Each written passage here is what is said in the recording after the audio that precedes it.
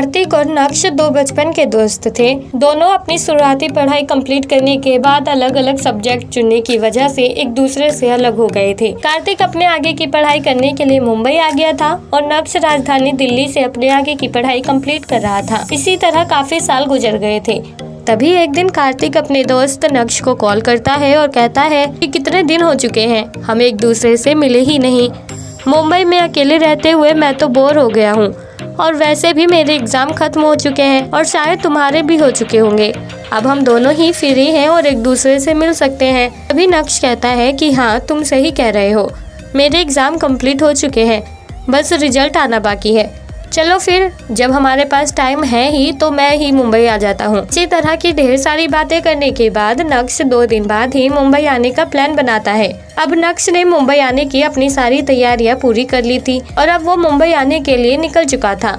नक्श अगले ही दिन अपने दोस्त कार्तिक के घर आ गया था, जिसे देखकर कार्तिक बहुत खुश होता है और दोनों एक दूसरे से मिलने पर खूब बातें करते हैं। फिर रात के वक्त कार्तिक नक्श को कहता है कि चलो तुम यहीं बैठो, मैं कुछ खाने के लिए बना लाता हूँ। भी नक्श कहता है कि नहीं, खाना मत बनाना, आज हम रेस्टोरेंट में खा लेते हैं, वैसे भी काफी रात हो गई है, तुम कब बनाओगे और हम कब खाएंगे। इसी तरह कुछ देर बाद ही दोनों रेडी होकर रेस्टोरेंट पहुँचते हैं। लेकिन जब वो रेस्टोरेंट पहुँचे तभी कार्तिक की नज़र वहाँ बैठी एक छोटी सी फैमिली पर पड़ी, जहाँ पेरेंट्स और उनकी एक प्यारी सी बेटी बैठी हुई थी। तीनों एक दूसरे के साथ बेहद खुश नजर आ रहे थे, पर तीनों को गौर से देखने के बाद कार्तिक को पता चला कि उनमें से एक भूत है। उसे पहचानते ही कार्तिक उसके बारे में नक्श को बताता है। वेल दोस्तों, क्या कार्तिक की तरह आप पहचान सकते हैं कि छोटी सी फैमिली में से कौन भूत है? अगर हाँ, तो आपके पास इस मजेदार सवाल का जवाब देने के लिए 10 सेकंड का वक्त है और आपका ये समय शुरू होता है अब।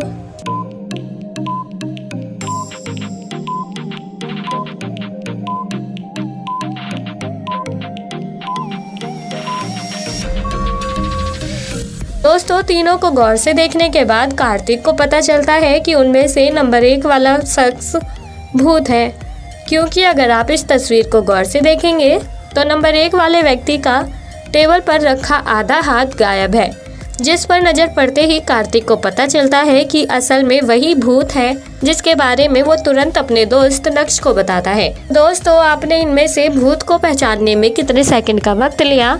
आप हमें कमेंट बॉक्स में कमेंट करके ज़रूर बताएं और साथ ही ऐसी और मज़ेदार पहेलियों के जवाब देने के लिए आप हमारे चैनल को सब्सक्राइब करना ना भूलें।